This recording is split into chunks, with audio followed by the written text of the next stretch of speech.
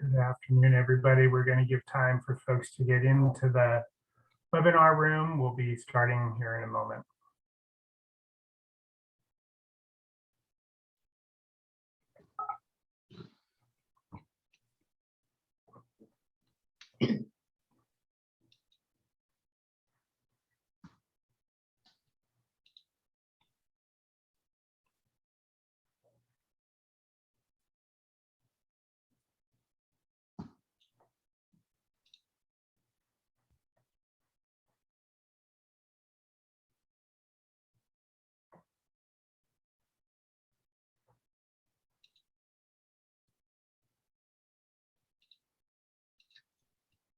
Thanks, everybody, for joining. We'll be starting in a moment.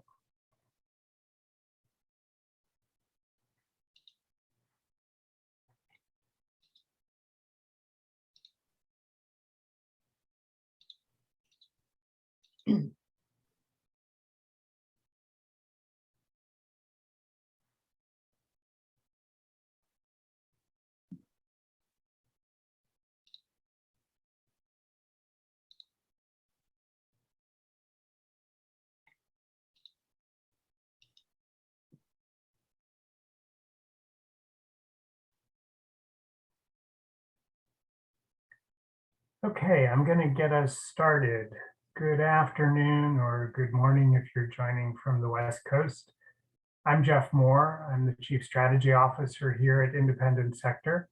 Welcome to this webinar. Today we're going to be talking about trust in nonprofits and philanthropy and sharing the findings from our now third annual survey conducted in partnership with Edelman Data Intelligence, where we are surveying trust, the American public's trust in nonprofits and philanthropy. So thanks for being with us. Before we start, I do want to take a couple of moments first to respectfully acknowledge that I am joining you from Washington, D.C., which is the ancestral home of the Piscataway people who are still here living in the area and working to reclaim their land and their traditional practices. I also want to acknowledge that many of the buildings that we inhabit here in Washington and in the local environs were built with the labor of enslaved peoples. Finally, I do want to ask that we take a moment of silence to remember first the now more than 1 million lives in the United States that have been lost to COVID. And second, to remember the communities and the families who continue to suffer mass shooting incidents, including mass shootings that are inspired by racist hatred.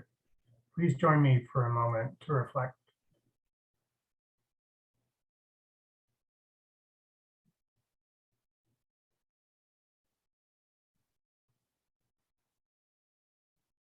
Thanks for taking that moment. And again, thank you for joining us for today's webinar.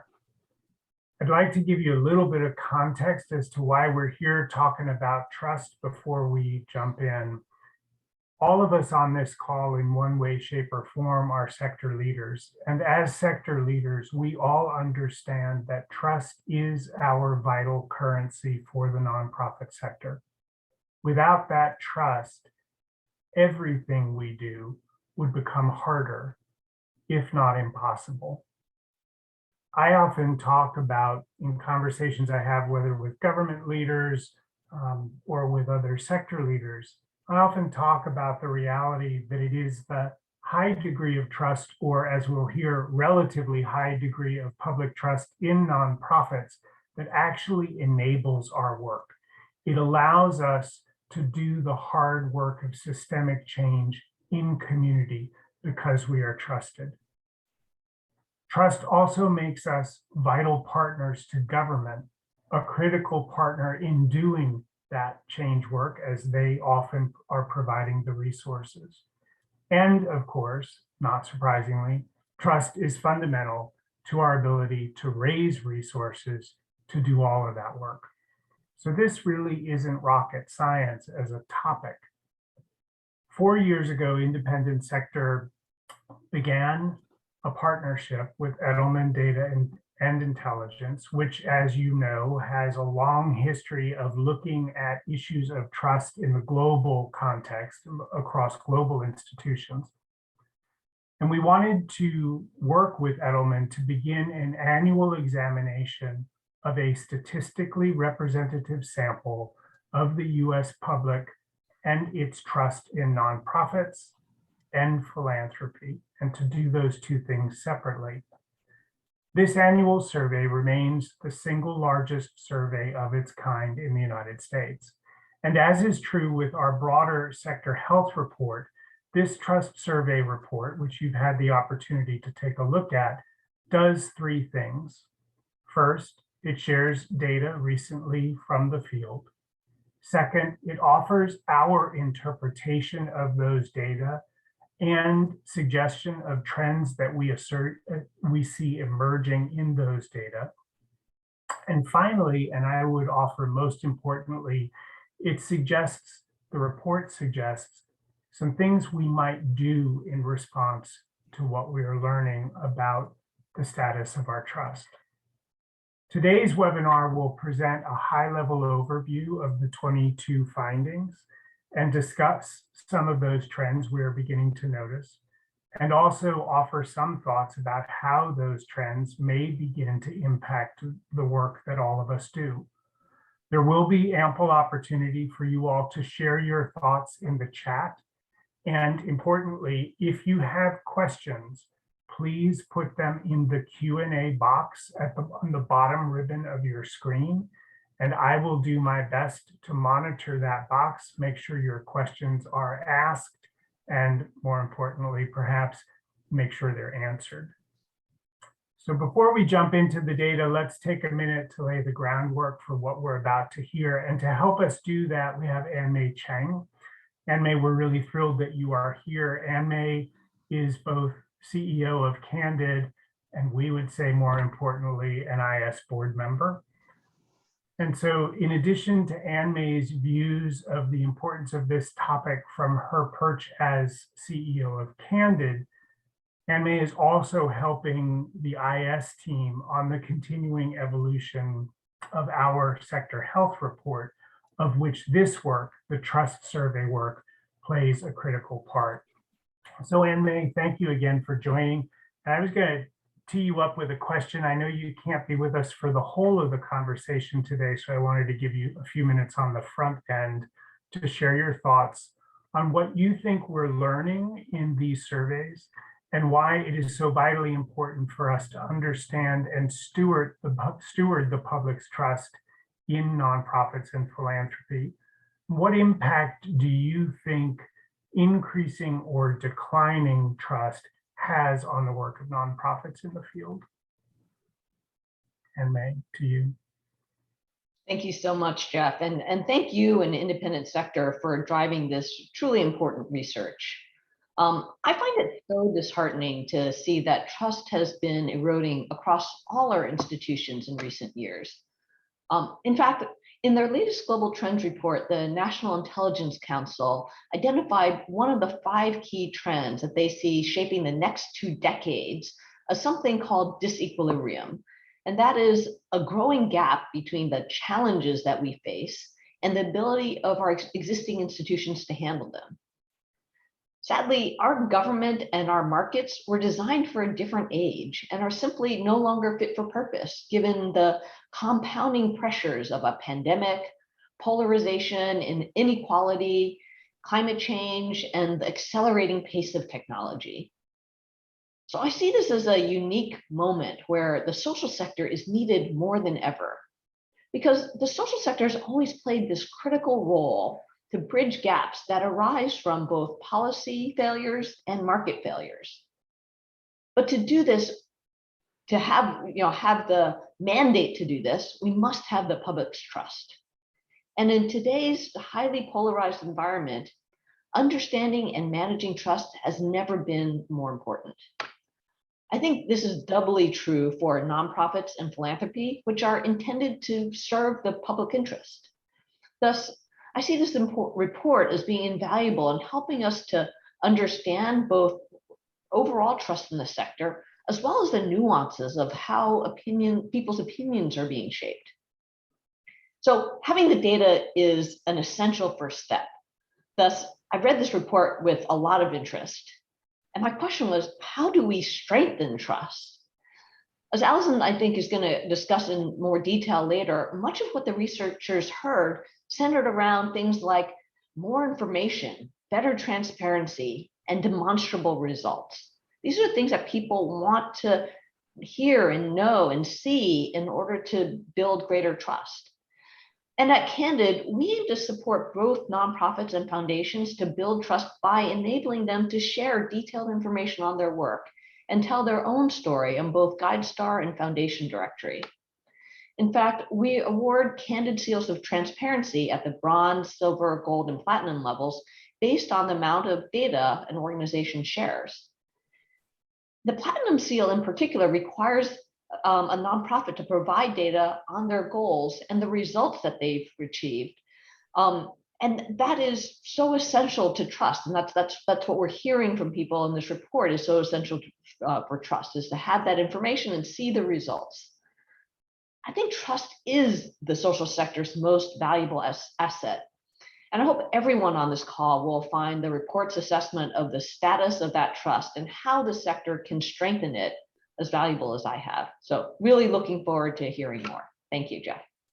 Thanks, Anne-May.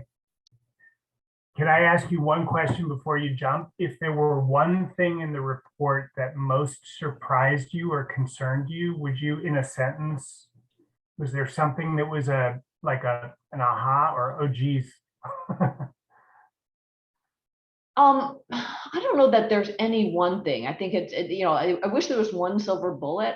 I see this as a kind of across the board erosion of trust, but I did think it was very interesting that a lot of it was really around information that people wanted, I think in this age, I think people, there's so much noise in media and social media and all the filter bubbles we live in that people don't know what to trust anymore, right? It's understandable that environment, that this climate has really decayed trust. And so I think better information, trusted information, really understanding what's real and what's not and what results organizations are delivering. I think people really want to know more. By knowing more, they'll be able to build that greater sense of trust.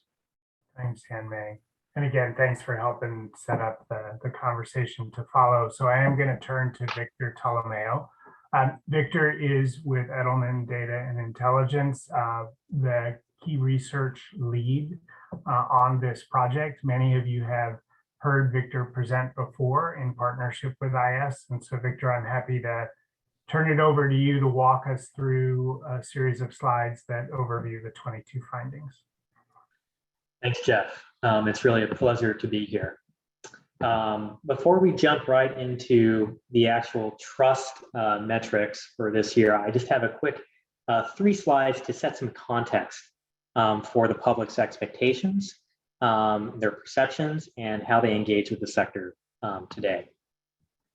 So near the beginning of our survey, we asked an open-ended question, and it's what should be the role of nonprofits and philanthropy in American society today?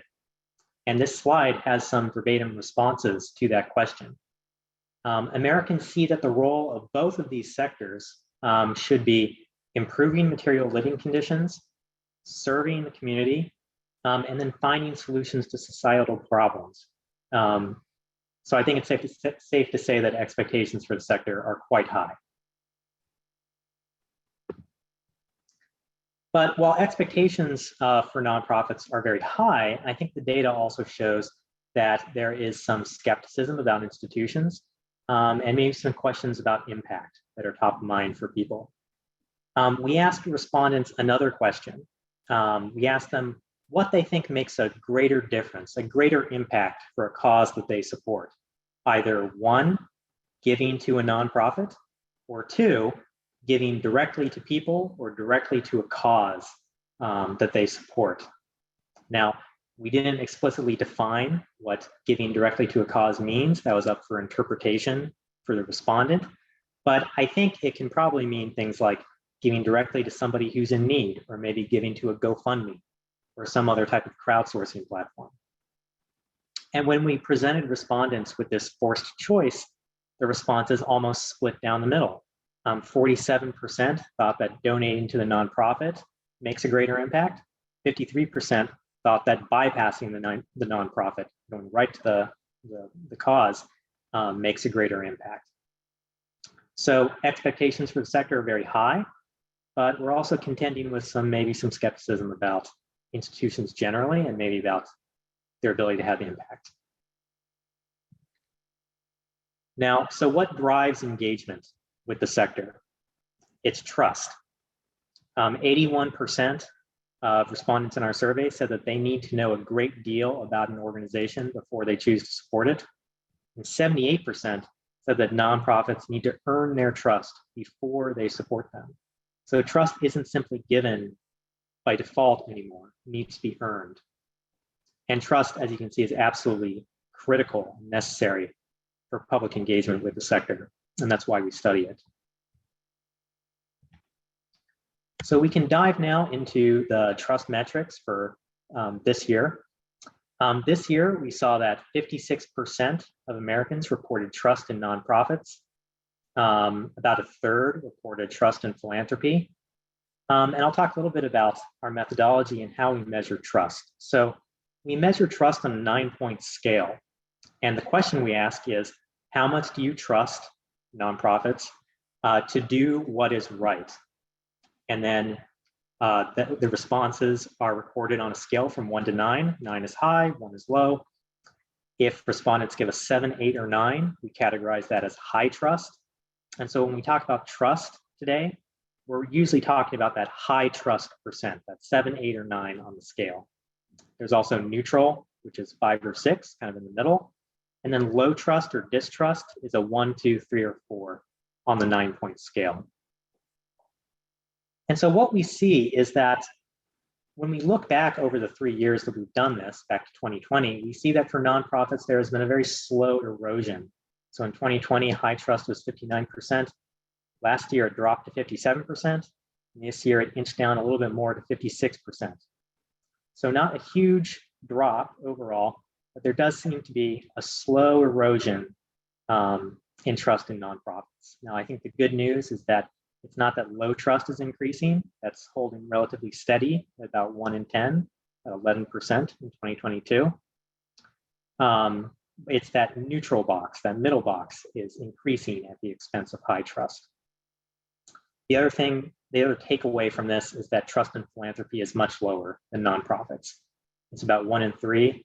We also see that distrust in philanthropy is about twice as high as it is for nonprofits. It's about roughly 20% are expressing distrust in philanthropy. Now, we measured trust in philanthropy across 3 subsectors, so corporate foundations, private foundations, and high net worth giving. And what we see is that trust is fairly consistent across all 3. It's about roughly a third, 34% or so, report high trust, and about 20% are reporting low trust. So why do people trust or not trust nonprofits and philanthropy? We asked a series of open-ended responses.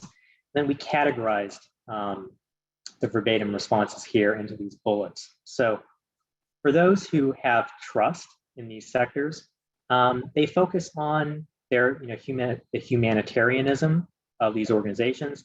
They note past achievements. For nonprofits, many people said that they recounted personal experiences, good personal experiences that they had to nonprofits. And for philanthropy, many were aware of well-known public figures, who engage in philanthropy. For those who distrust, the reasons are, I think, not surprising. Many people mentioned instances of mismanaged funds or high organizational overhead, maybe inappropriate business ties, inappropriate political agendas, general corruption and scams, I'm sure we've all heard of over the years. But I do want to call out that for philanthropy, there are some general feelings of mistrust towards wealthy people. And this is, I think, what you would expect given the polarized environment we're in, the sort of rise of populism on both the left and the right. And that is definitely coloring perceptions of philanthropy.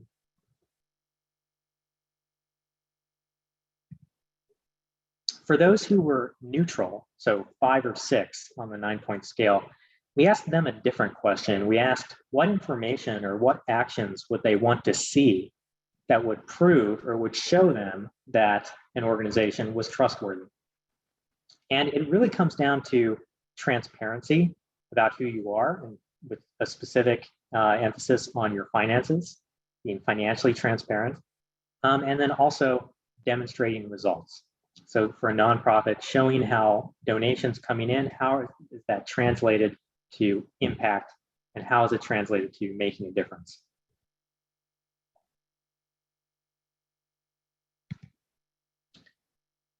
We didn't just test trust in nonprofits and philanthropy. We actually tested a variety of major institutions in American life today. And what we see is that nonprofits and small businesses are the only institutions that are trusted by a majority of the population. People in your local community is almost at 50%, it's at 48%. And then after that, trust declines pretty quickly. Philanthropy is around 34%, as we've seen. Local government, 32%. The news media, 27%. The federal government, 26%.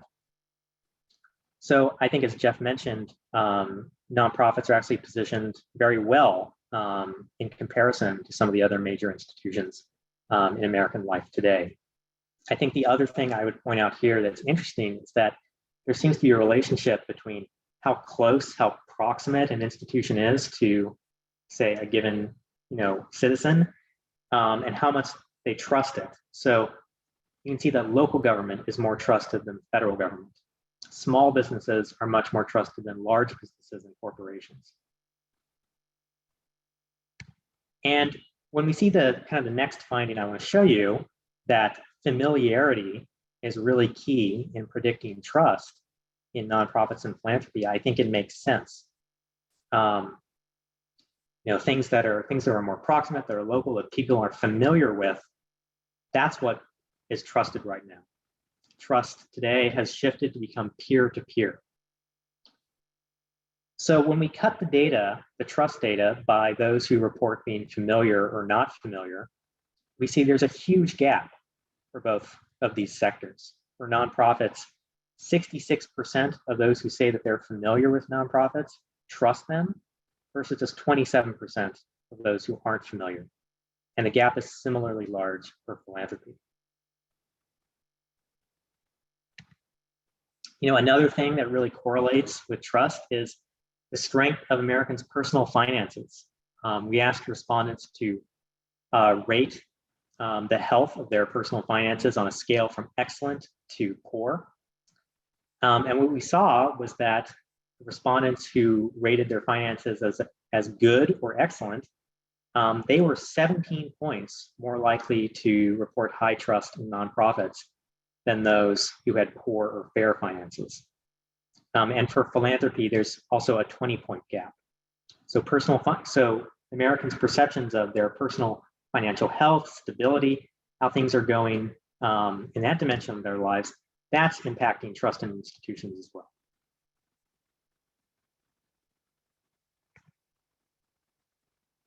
We also took a look at the demographic characteristics that are correlated with trust. And what we saw, and this has been consistent over the last 3 years that we've done this study, it's that trust in nonprofits and philanthropy is strongly correlated with class or socioeconomic status. So college-educated Americans are 12 points more likely than average to trust nonprofits, 14 points more likely than average to trust philanthropy.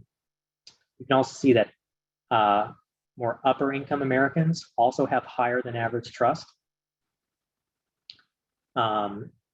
Individuals who are registered to vote with the Democratic Party have higher than average trust. And then some other things that kind of pop out as being significant are people who live in urban areas Black Americans have slightly higher than average trust in both of these sectors. And then conversely, who has lower trust?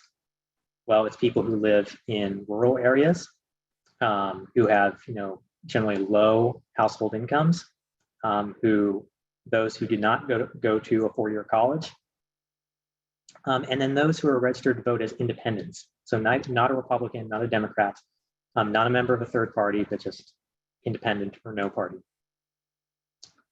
And then I think the other thing I would call out here is that there seems to be a divide between millennials and Gen Z. So millennials report higher than average trust, 4 points more than average for nonprofits, 5 points for philanthropy, whereas Gen Z are lower than average. It's 6 points lower for nonprofits, 9 points lower for philanthropy. So there seems to be a divide around age here. I did mention that Black Americans have higher than average trust. When we looked at trust by the other major racial groups in the United States, there were no significant differences, which I think is an interesting finding and something that's been borne out over the last 3 waves of this research.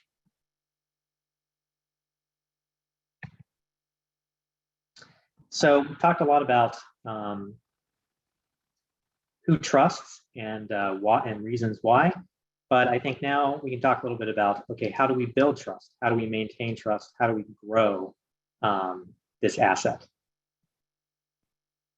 And so at Edelman, we've had 20 years of researching and understanding public trust in institutions and businesses. And we know that trust is composed of 4 dimensions. So there's ability, which is perceptions of you being good at what you do as an organization. There's integrity, which is being honest, being transparent, being credible. There's dependability, which is keeping your promises, being consistent and reliable. And there's purpose, which is trying hard to have a positive impact on society, doing good, being loyal, being non-opportunistic. And so we did some statistical analysis. I won't go into the details for now, but I'm happy to talk about it if anyone has questions, relating the perceptions of each of these dimensions to trust in nonprofits and in philanthropy. And what we saw is that integrity and purpose have the most impact. They contribute the most to trust in nonprofits and philanthropy. And so I think this makes sense given what we've seen, that we know transparency is very important. We know that perceptions that the organization is altruistic, that it's in it for the right reasons, that you're doing good and not serving some ulterior motive. That's what drives trust. And I think that makes sense with integrity and purpose. And now it's not to say that ability and dependability are not important. They are. It's just that perceptions of integrity, honesty, and then purpose, those are what really lead to trust in both of these sectors. So we can get a little bit more specific from there. We also tested a list of what we call trust drivers. These are actions or characteristics of an organization. And we wanted to understand the relationship between each of these things and trust in a nonprofit or in a foundation. And as a result of our analysis, we came up with the top 5 trust drivers for each of these sectors. These are the actions these are the levers that you can pull to build trust with the public. And so for nonprofits, it's public figure endorsements, demonstrating a clear mission for your organization. It's engaging underserved communities, demonstrating how support for the organization leads to results, and then benefiting the local community. For philanthropy, somewhat similar, but again, public figure endorsements are number 1. Government and business partnerships are also very important. And then having a clear mission, having clear organizational values for the foundation round out the top 5. Now, I will say that the public figure endorsements is a little bit surprising. We've seen it every time in the last 3 years we've done this. I think we have various hypotheses why. I think it's probably related to familiarity that we saw. We know familiarity is very important. And for something like philanthropy, where familiarity is fairly low, it's much lower than it is for nonprofits. I think a public figure endorsement from someone who is trusted, they would have to be trusted, is a way of kind of gifting some of that familiarity, some of that trust onto foundation, which might be a little bit less well known. So I think I will I'll pause there. I can turn it over to Jeff. Thanks, Victor. We know you're well practiced at this. You always do a good job taking us through the data and doing it quickly. There is a lot here, so thank you, and we'll have a chance to come back. I know there are some questions coming in, and we're tracking those. Allison has had a chance to respond to a couple. But before we go and open it up broadly for questions, Allison, I wanted to turn to you. Allison Grayson, my colleague here at Independent Sector, also known to many of you on this call, I suspect. And she's here to help us kind of pull back now from the data and think a little bit about the trends that we're seeing. The beauty of doing this every year and now being in the third year is that we can legit say we are beginning to see some trends. It may still be a little bit early, but it's legitimate to say we do believe we're seeing some trends emerge. And then really, Allison, in your conversation, I know you're going to be teeing up some of the things that we should be thinking about as to how these trends may impact the work that organizations on this call are seeking to do. So Allison, I'm going to turn it over to you. Thank you, Jeff. And thank you, Victor, for a great overview of a lot of data. It's not easy to do that. So I want to move to our next slide. The idea behind Independent Sector even collecting this data is because we want it to inform decisions made by nonprofits, decisions made by philanthropy, and by policymakers. And so we don't want this information, which we think is really helpful, to just sit on the shelf. So we're trying to help facilitate those conversations, not to dictate them or say that we have the definitive answers, but just to get the conversation going.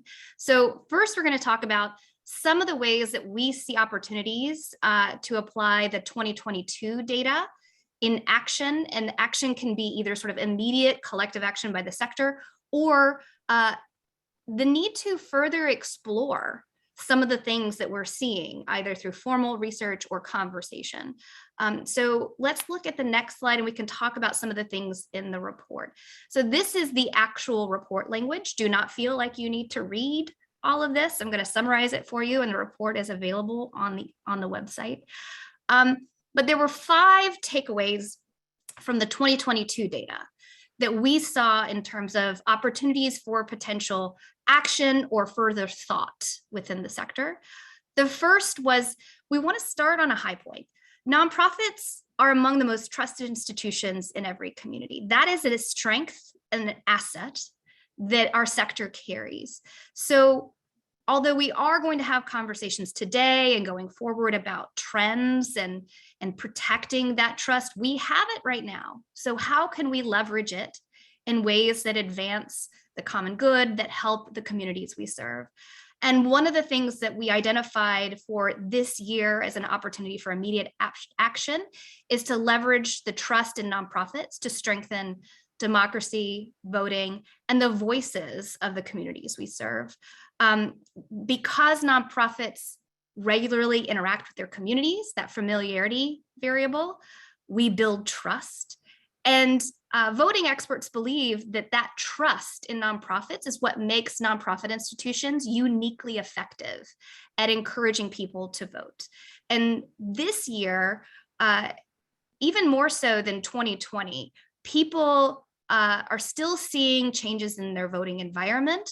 They're still having a hard time understanding how to best navigate their voting environment, and they really need help from the nonprofit sector. So this is an opportunity that we're seeing for the sector to use the trusted asset that we currently have. The second is to highlight the need to restore the cycle of trust and engagement. So what we heard from Victor is there is kind of a mutually dependent relationship between engagement of nonprofit stakeholders and trust. Engagement helps create or build or strengthen trust, but trust is also a prerequisite to people being willing to support an organization. They say they may need to trust an institution before they're willing to give, volunteer, or advocate. The concerning piece is in independent sectors, annual health reports, and a lot of other publications. We're seeing a decline in that engagement. Fewer people are giving, fewer people are volunteering. So if fewer people are engaging with nonprofit institutions, what does that mean for this cyclical interdependent relationship with trust? So we want to make sure that we are taking action today to strengthen the sector's capacity to continue to build those relationships. And that includes calling on policymakers to create legislation to help make it less expensive for everyone of all income levels to give. And as Victor showed in the data, it's really low and middle income households who have more skepticism about the sector. So they're the ones that we need to engage in these ways. So let's move on to our next slide. So the next number 3 opportunity for action is uphold public expectations of government accountability. So people who reported high trust in nonprofits said they have an assumption that that trust is protected because they believe government at the state and local or state and federal levels are overseeing nonprofits. They're making sure that organizations are being financially transparent, they're being held accountable. And so the real issue here is we need to make sure as a sector that state and local governments have the capacity and bandwidth to meet that public expectation. And by that, I mean, meet the public expectation of enforcing current law, not necessarily new regulations on the sector. And then also as a sector, we probably want to have further conversation about what we can do from a voluntary standpoint. What are new practices in this sector we can encourage to promote public accountability and public transparency to further strengthen trust? Number 4, better understand disaggregated macro trends. Now that sounds very jargony, and it is.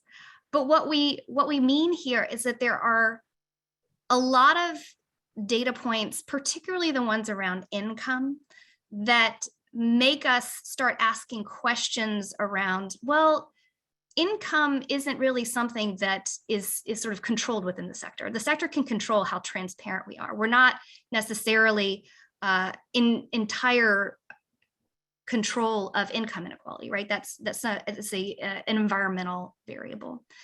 So what are these macro trends that are happening outside of the sector, but are influencing how the public perceives us? This is something we need to better understand. We need more qualitative and quantitative research in this space. Particularly, it'd be helpful to understand specific populations that currently have low or declining levels of trust in the sector, like women, Gen Z, rural residents, and Republicans. An example is the Department of Labor issued a report saying women were struggling to re-enter the workforce after COVID. Presumably, if they are having a hard time re-entering the workforce, they may feel less financially secure, which was an indicator that Victor listed. And that may impact how much they trust institutions in general, including nonprofits. So we're seeing these relationships, but we need better data and better understanding in order to be able to create some targeted interventions for the sector. And finally, frequent constituent engagement could breed more trust. So we know familiarity generates trust. The more people interact with an institution, the more they not only trust that institution, but they trust all nonprofits, which is a pretty great halo effect. And in data over several waves, we see that the people who interact more frequently often tend to have higher levels of trust. So what are opportunities as a sector we can identify to try to increase that engagement, especially since we're seeing donations and traditional volunteerism decline? So some of the ideas that have been discussed are things like greater involvement of the community in the development and decision-making work within philanthropy and nonprofits. For philanthropy, this might be particularly helpful because philanthropy in general is not designed to engage a large quantity of people. They're designed to work through nonprofit institutions for that engagement.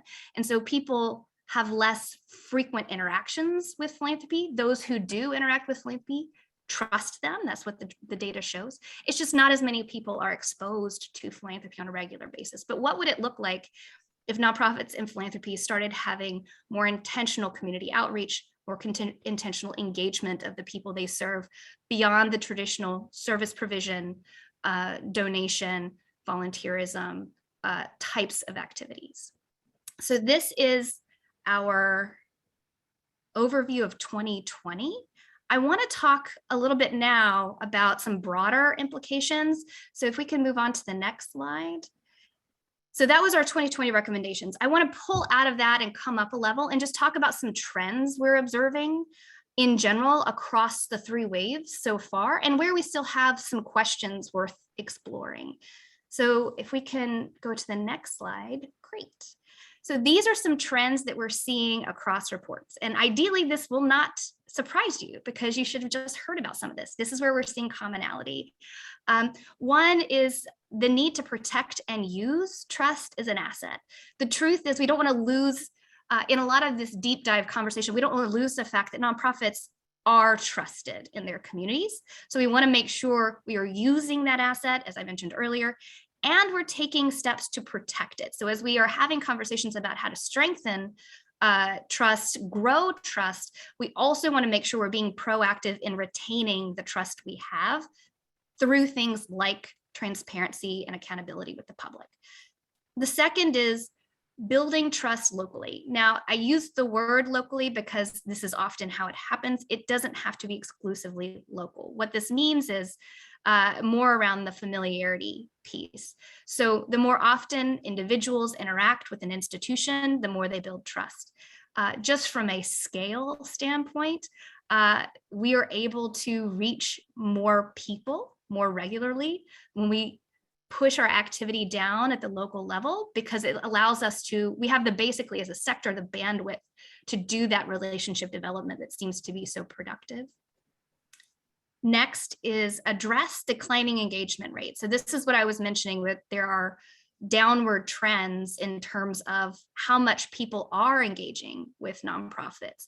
And so if trust is intertwined with those variables, then we need to figure out very quickly what we want to do in order to shore up trust by making it as easy as possible and as accessible as possible to give, advocate, or volunteer with our institutions.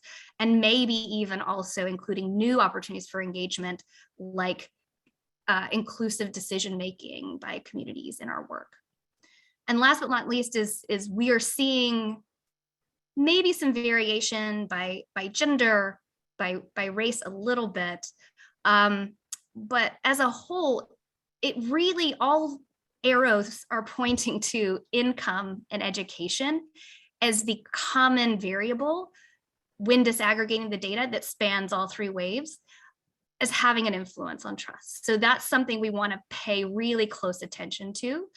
And this is a little bit of a departure for folks.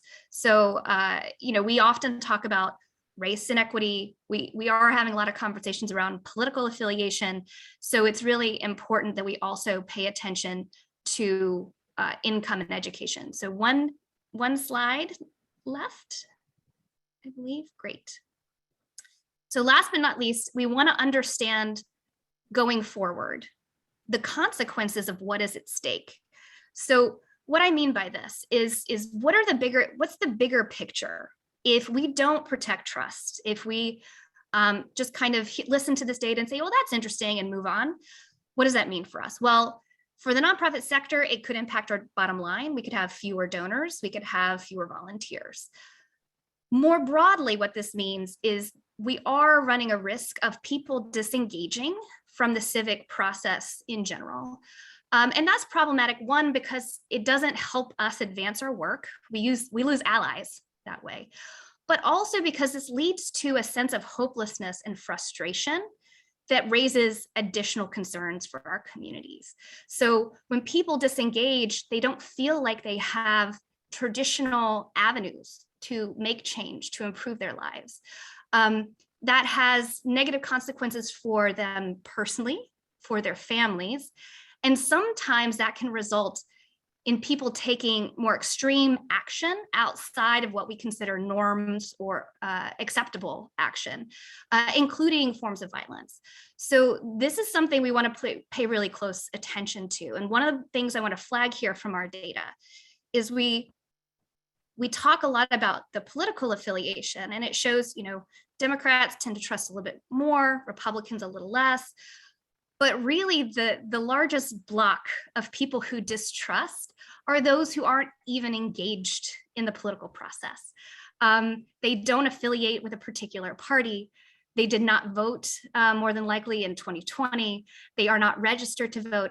And where you see a commonality is they may just have an overall skepticism of institutions in general to say, it's not worth my time to donate, and it's not worth my time to vote because none of these institutions are going to make a difference in my life. And that is a challenge that we were going to need to address if we want to make a difference going forward.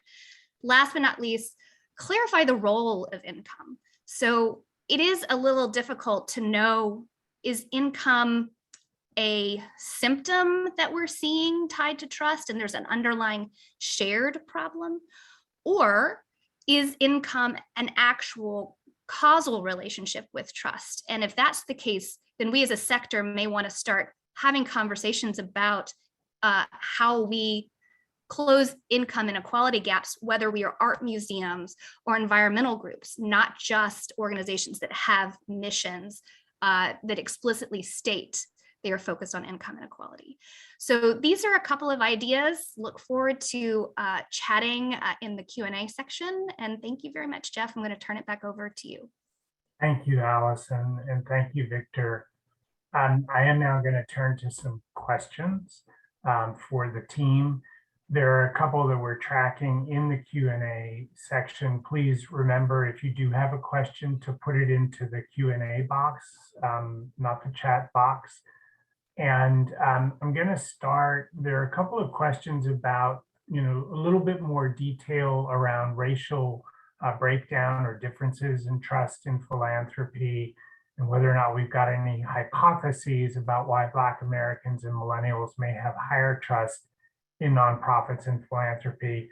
And then I'm going to layer on top of those two questions because I think these are all connected.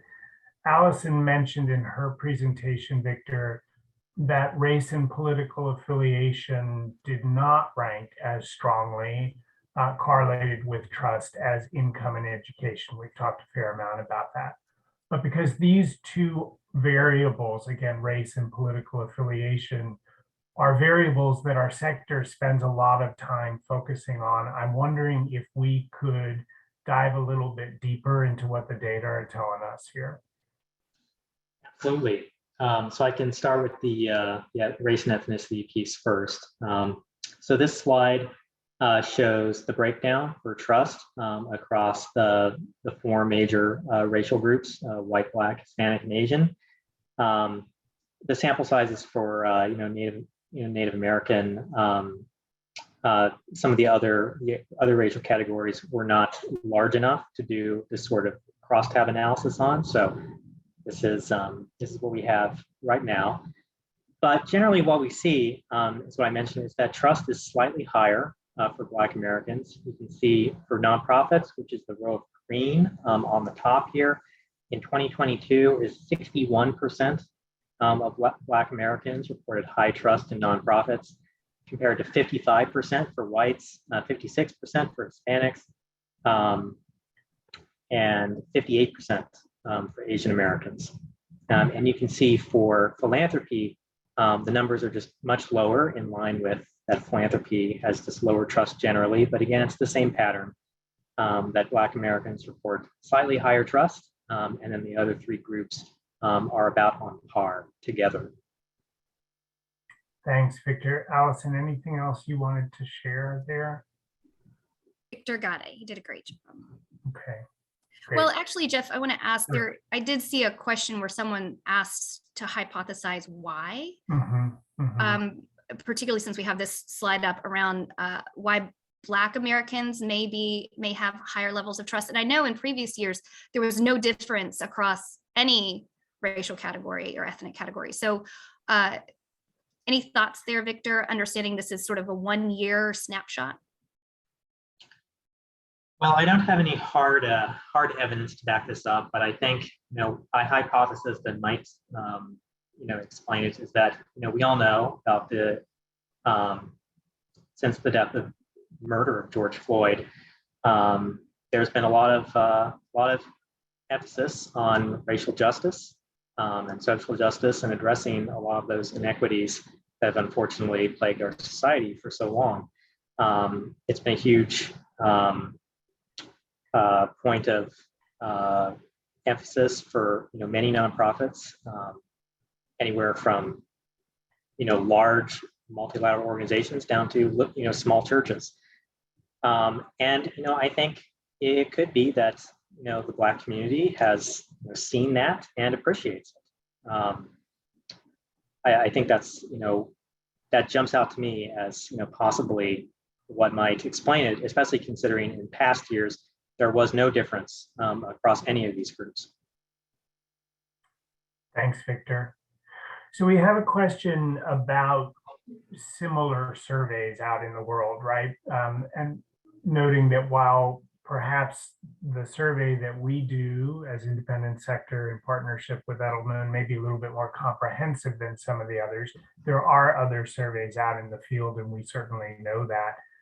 Do we have any point of view on common themes, trends we're seeing across multiple surveys? Allison, did you want to speak to that? Sure. I mean, of course, Edelman has the Global Trust Barometer. And so that looks at global trends. And, Victor, I'll let you speak to that, but it sounds like these are all pretty consistent. What I will also mention are regular surveys like the Better Business Bureau Wise Giving Alliance. They do a similar type of survey. Usually, I'm not sure the methodology, I think it's slightly different. And the focus is more on trust because they see a linkage between trust and giving specifically. And it does, the findings are very similar. So that idea that the public's willingness to engage with us is contingent on the presence of trust appears in other types of surveys, and the fact that their engagement with us helps strengthen the trust is also there. I will just add that, yes, Edelman has had over 20 years of conducting the Edelman Global Trust Barometer, which is not just in the United States, but in over 25 countries around the globe, measuring trust in all these institutions. And these results are very consistent. We see that trust in media and trust in government is in the toilet, and business and the nonprofit independent sector are higher, but not super high either. I think trust in all institutions is falling. But I think the main takeaway from the trust barometer for the last few years now has been this growing, what Edelman calls the mass class divide, where those who have higher levels of income and education, their trust in institutions is either holding steady or increasing in some cases, whereas everybody else, it seems to be slowly eroding. And every year we do the trust barometer, the gap just gets wider. So this is not something that's just plaguing nonprofits and philanthropy. This is a dynamic that's affecting all institutions, and it's affecting them globally. Thanks, Victor. So we have a question about sort of subsectors of philanthropy. So drop-in trust in private philanthropy and high net worth individuals has been particularly notable. And the question is whether or not we have seen similar drops for other types of organizations, and I'm going to assume within the philanthropy space. Victor, did you're pulling up the slide as we speak. Okay, can you see that? Yep. Okay. Yeah, so I think when you look at high net worth giving in 2020, it was 46% with high trust. That then dropped to 28% in 2021. And it's slightly rebounded back to 34%, but it's still lower than what it was before the pandemic. I think there's some data to back this up. What I would say is the cause of that drop is probably related to the rise of populism that we've seen over the last few years. In the open-end responses in the survey, there were many people who said, I don't trust wealthy people. I don't think that they are engaging in philanthropy for the right reasons. They're just doing it for PR value, or they're not really out to benefit society.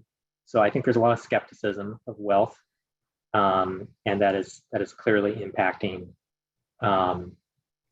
perceptions of high net worth giving. But I will say, private foundations also significantly dropped, 54% in 2020 down to 35% in 2022. And corporate philanthropy has not increased. It's basically stayed more or less the same. So I don't think the drop in high net worth giving is specific really to high net worth giving. I think it's a problem for all subsectors of philanthropy. Thanks, Victor. Allison, anything you wanted to add? Jump to the next question. Great.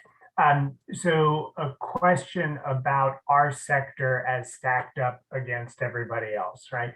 So I'll just read the question as it appears in the Q&A box. Given that trust in all institutions is on the decline, do the data suggest any trends year to year in relative trust in nonprofits or philanthropy in comparison to other types of institutions, so small business, corporations, government, media, et cetera? And Victor, again, you may draw a little bit on some of the work Edelman does on the Global Trust Barometer here. Yeah.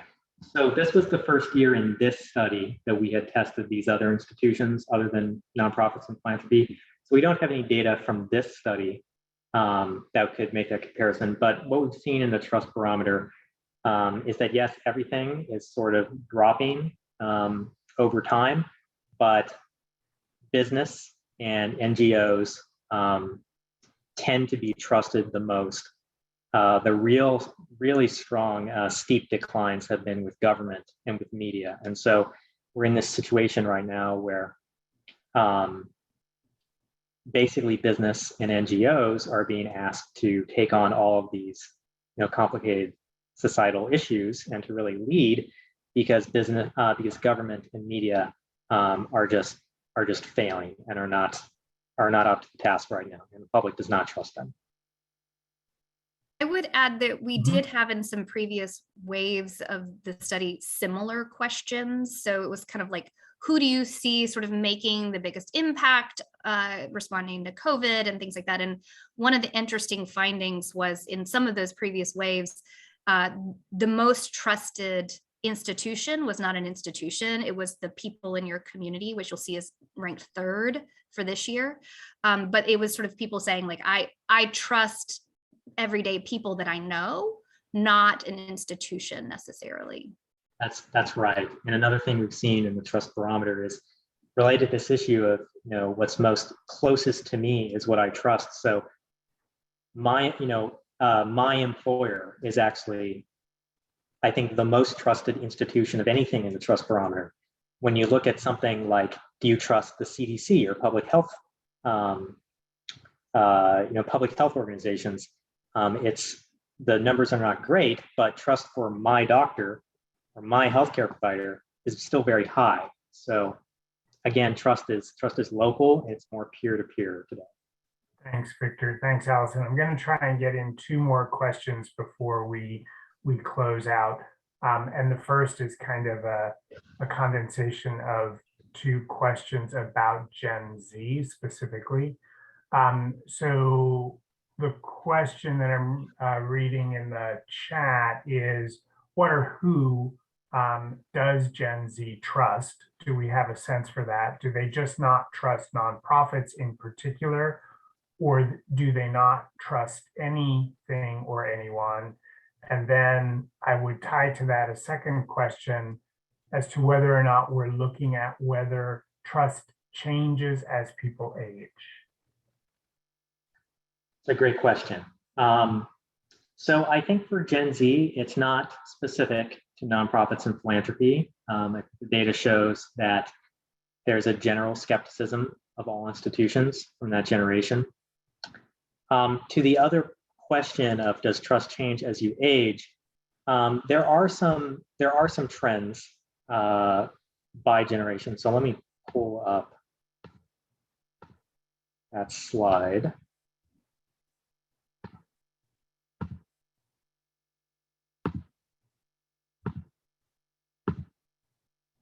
Okay, so in past years, we saw a fairly linear relationship where as people got older, their trust in nonprofits and philanthropy went up. This year in 2022, things are a little bit scrambled.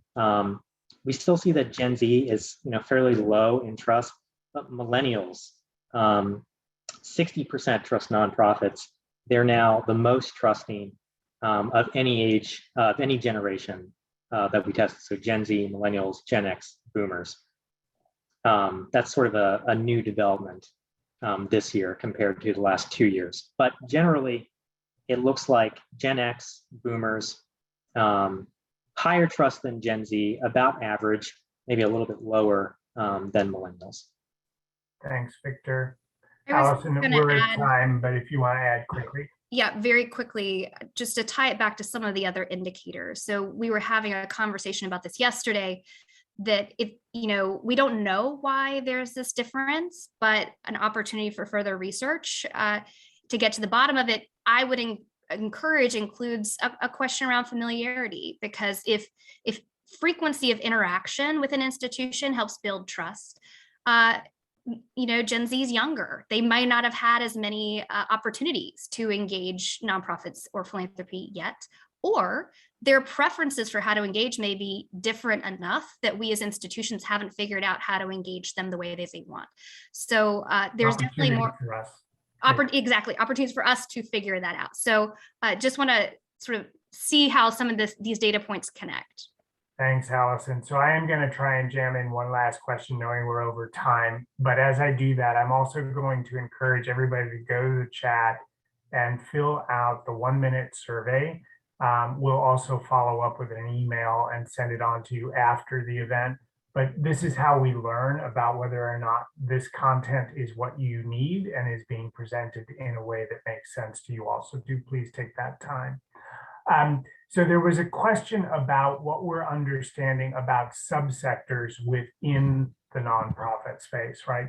And of course, we did do some breakout subsector looks last year in the 21 survey. We did not repeat them this year.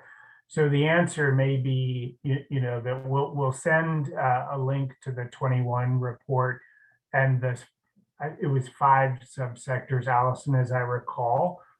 One of which was faith-based communities. I see that there is another question about that as well. Did you want to say a quick word about what we saw last year, and then we'll close it out because we are over time?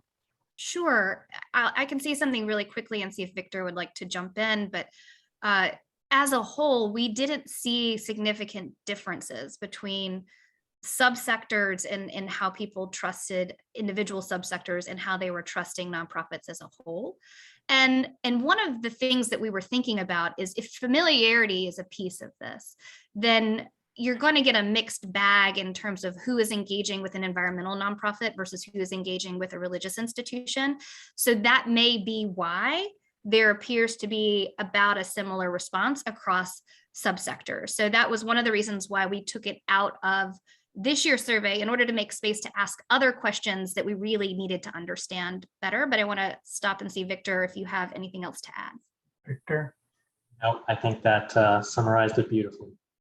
Great. Well, thank you all. Thanks for hanging in there with us a couple minutes past the hour. We do hope that this was valuable information for you and presented in a way that makes sense. Please do go to the survey. Please do dive into the page on our webpage that provides the report. And we look forward to having more conversations with you on this critical issue of trust and how we build our trust bank into the future. Thanks so much for your time, everybody. And Victor and Allison, special thanks to you. Thank you.